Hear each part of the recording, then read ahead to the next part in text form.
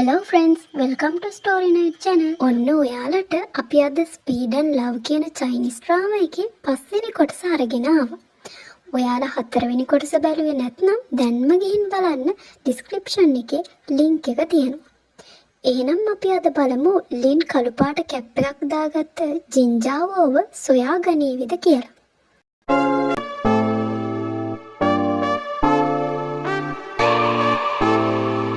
Garage එකට ජින්ජාවෝ සමග තරඟ කරපු ප්‍රතිවාදියා සහ පිරිස ඇවිත් ඉඳලා ගැරේජ් එකේ ඇති වාහනයකට හානි කරන්න ගිහින් මොමෝ කෙනෙක්ට පහර දීලා ඕන් කරන දේවල් ලයිව් වීඩියෝ කරනකොට ඇයට ෂයන් කියලා ප්‍රතිවාදියා පහර දෙන්න හදද්දි ඒ වෙලාවේ ගැරේජ් එකේ ජින්ජාවෝ හිටියේ නැති නිසා ඔහු සිද්ධිය දැකලා ඇවිත් ෂයන්ට පහර දීලා මොමෝව ඉක්මනටම බේර ගන්නවා. කොහොම හරි දෙපිරිස අතර සටනක් ඇති කරගෙන මේක අවසන් නෑ කියලා ප්‍රතිවාදියා පිට වෙලා යනවා. ජින්ජාවෝ මොමෝගෙන් හොඳින්ද කියන දේ මුලින්ම අහන්න ගන්නවා. මොමෝ අයියා දිහා බලලා ඔහු හොඳින්ද අහනවා. ඊට පස්සේ මොමෝ සන්ලයිව එතනින් ඇදගෙන ගිහින් අහන්නේ ඇයි පොලිසියට කීවේ නැත්තේ කියලා. ඉතින් සන්ලයි අයට පැහැදිලි කරලා දෙන්නේ ජින්ජාවෝට එකපාරට 10 දෙනෙක් එක්ක වුණත් ගහගන්න පුළුවන් කියලා. හැබැයි ඔහු වෙනදට මේ වගේ කවුරු හරි සටනට ආවොත් හරවලා යවනවා කියලා. ඔහු බිස්නස් එකට ප්‍රශ්නයක් ඇති කරගන්න කැමති නැති නිසා. ඔයා නිසා තමයි අද ඔහු මේ විදියට සටන් කළේ කියලා. සන්ලයි ජින්ජාවෝට වුෂී ජින්ජාවෝ කියලා කතා කරද්දි ඒකට හේතුව ඇය අහනකොට ඔහු ඒ ගැන ආයේ ඇයට කියන්නේ නෑ කියලා හිතනවා වගේම ජින්ජාවෝ එහෙම කිව්ව එක ගැන කියන්න එපා කියනවා. මොමෝට ජින්ජාවෝ ගැන ප්‍රශ්න ගොඩක් ඔළුවට එනවා. එයින් එකක් වංජි කියන ගැරේජ් එකකින් ජින්ජාවෝ ඇවිත් මේ ගැරේජ් එක පටන් ගත්ත එක. අනිත් එක ඔහු නරක වැඩවලට සම්බන්ධයි කියන දේ. මොකද එදා වාහනේ යද්දී දැක්ක දේවල් එක්ක. ඒත් සන්ලයි නම් ඔහු කරන දේවල් ගැන කියන්න බය නිසා ඇයව මග ඇරලා එතනින් දුවනවා. ඊට පස්සේ මොමෝ ගැරේජ් එකේ වැඩකට උදව් වෙන්න ගිහින් රාක්කයක් අමාරුවෙන් උත්සන්න හදද්දි ඇයට බැරි බව ජින්ජාවෝ කිව්වත් මොමෝ නම් කියන්නේ එයාව අවතක්සේරු කරන්න එපා කියලා. ඒ නිසා ජින්ජාවෝ ඇයට තනියම රාක්කයක් උස්සන්න දෙනවා අනිත් අයට උදව් වෙන්න එපා කියලා. ඒත් අන්තිමටම තනියම උස්සන්න බැරි වෙද්දි කට්ටියම hina වුණාට පස්සේ ජින්ජාවෝ අහන්නේ ඔයාව අවතක්සේරු කරන්න එපා කිව්ව නේද කියලා. ඉතින් මොමෝ වෙන වැඩක් කරන අතරේදී ජින්ජාවෝ වැඩ කරන දිහා බලාගෙන ඉන්න ගන්නවා. ඊට පස්සේ ඇය වැඩ කරද්දි ඔහු ඇය දිහා බලාගෙන ඉන්නවා. ඊට පස්සේ පෙන්වන්නේ ලින් ඔහුගේ ගරාජ් එකේ ඉන්න අතරේදී ඔහුගේ යාළුවෙක් ඔහුට රෝස පාට කාර් එකක පින්තූරයක් එවනවා.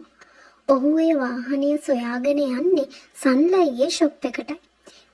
එතනදී ඔහු සන්ලයිට ඔහු සමග රේස් එකකට එන්න අභියෝග කරනවා. ඉතින් ඔහු මේ ගැන ජින්ජාවෝට පවසද්දි ජින්ජාවෝ ඔහුට රේස් පදින්න උගන්වනවා. ඊට පස්සේ බාර් එකක නනා සහ වංචින් කතා කරගෙන ඉද්දි නනා එතනින් එස්කේප් වෙනවා පෙන්වනවා. ඊට පස්සේ දවසක මොමෝ සන්ලයි සහ ජින්ජාවෝ ශාකන් කියලා උසස් පාසලක ඉගෙනගෙන තියෙන බව දැනගත්ත නිසා ඇය පහුවදාම ඒ ඉස්කෝලේට යනවා. මොකද නනාත් මේ ඉස්කෝලේ ඉගෙන ගත්ත නිසා. ඇය ඇතුළට ගිහින් ඉස්කෝලේ ගැන විස්තර අහද්දි නෝටිස් බෝඩ් එකේ ජින්ජාවෝගේ ෆොටෝ එකක් තියෙනවා දකිනවා. ඉතින් ඔහු අධ්‍යාපනය නතර කළේ ඇයි කියන ප්‍රශ්නය තමයි ඇය කල්පනා කරන්න ගන්නේ.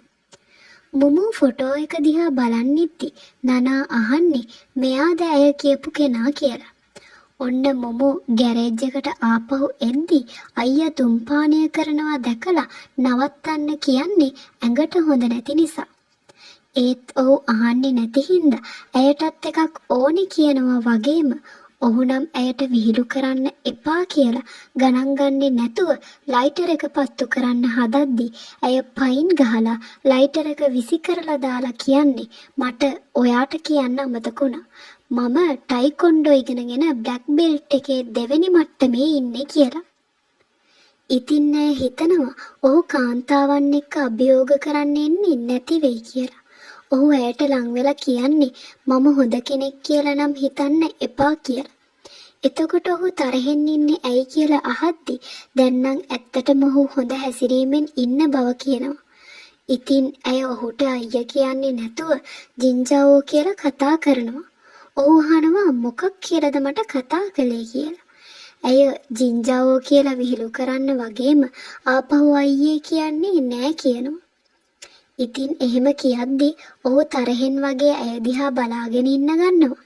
ඔය වෙලාවේදී සන්ලයි මෙතනට ඇවිත් ඔහු රේසින් වලට ප්‍රැක්ටිස් වෙන්න යනවා කිව්වහම ඇය කරන්නේ ජින්ජාවෝ දිහා බලලා ඇයත් එනවා කියන එක. ඒ අනුව ඇඳුමක් අරන් එන්න ඇතුළට ගියාම සැනිටරි පැකට් එක ඇති උරේ ඇතුලේ යමක් තියෙනවා දැකලා හොඳටම කලබල වෙලා ඉක්මනටම එළියට දුවනවා ජැකට් එකත් අරගෙන. අර දැක්ක දේ නිසා මොමු ජින්ජාවෝ දිහා බලන්නේවත් නැතුව සන්ලයි කොහෙද ගියේ කියලා අහලා ඉක්මනටම වාහනයට නගින්න දුවද්දි සන්ලයි වාහනේ යතුරු ජින්ජාවෝ ළඟ තියෙන්නේ කිව්වහම යතුරු ඉක්මනටම අරගෙන එතනින් දුවලා යනවා. ඉතින් දැන් ජින්ජාවෝට හිතාගන්න බෑ ඇයි ඇය ඔහුව මග හරින්නේ කියලා. මේ ගැන ඔහු සන්ලයිගෙන් ඇහුවාම ඔහු කියන්නේ ජින්ජාවෝ නංගිට නිතරම විහිළු කරනවා කියලා. ඊට පස්සේ සන්ලයි කියනවා ඔයාගේ මූණේ හැටි බලන්න කිසිම ඉන්ට්‍රස්ට් එකක් නැහැ. කිසිම කෙයාරින් එකක් නැහැ. කිසිම ජෙන්ටල් ගතියකුත් නැහැ. ඒත් මම දිහා බලන්න කියලා කියද්දි ජින්ජාවෝ මොමෝ ඔහුට බාර දෙනවා. හවසට ගෙදර එක්කගෙන යන්න. ඔහු කෙනෙක්ව හම්බ වෙන්න යනවා කියලා. ඔය අතර මොමෝ මග යන අතරේදී කල්පනා කරන්නේ ජින්ජාවෝ ගෙනාපු දෙයින් අදහස් වෙන්නේ මොකක්ද කියලා. කා එක්කේදී පාවිච්චි කරනවද? ඔහුට ගර්ල්ෆ්‍රෙන්ඩ් කෙනෙක්වත් ඉන්නවද? මන් නිසා ඔහුගේ ජීවිතයට කරදරයක්වත් වුණාද? මම එයාගේ ලේ සහෝදරියක්වත් නෙමෙයිනේ කියලාත් කල්පනා කරනවා. ඒ අතර ජින්ජාවෝ හා සන්ලයි ගියේ ඉස්කෝලේ මගදී හම්බ වෙලා සන්ලයි දෙයක් මතක් කරනවා. ජින්ජාවෝ ෂර්ට් එකෙන් ජනේලේ පිහදානකොට ඔහු දිහා කෙල්ල බලාගෙන හිටියා කියනවා. එතකොට මොමුටත් මතක් වෙන්නේ එයත් ඔහු ෂවර් එක හදනකොට ඔහුගේ ඇඟ දැකලා බලාගෙන හිටිය හැටි. ඇය එකපාරටම ජින්ජාවෝට කෙල්ලෙක් ඉන්නවද අහද්දි අවුරුදු කිහිපයකට කලින් ජින්ජාවෝ ගාව නයිට් මාකට් එකෙන් ගත්ත ඕනමන්ට් එකක් තියෙනවා. ඉතින් ඒක දැන් ඔහුගේ යතුරු කැරැල්ලේ තියෙන නිසා සන්ලයි මොමුට කියනවා ඒ යතුරු කැරැල්ල ගැන ජින්ජාවෝගෙන් අහන්න කියනවා වගේම මොමුට ටයිම් එකක් තියෙනවා නම් ඒ ගැන හොයලා බලන්නත් කියනවා. මේ අතර ජින්ජාවෝ කෙනෙක්ව මුණ ගැහිලා එක්තරා රේසින් තරඟයක් ගැන කතා වෙනවා පෙන්වනවා. අද කොටස මෙතනින් අවසන් වෙනවා. ඔයාලා අලුත් ඩ්‍රාමා එකට කැමති වුණාද කියලා කමෙන්ට් එකක් දාගෙන යන්න. එහෙනම් අපි ඊළඟ කොටසින් ඉක්මනටම හමු වෙමු.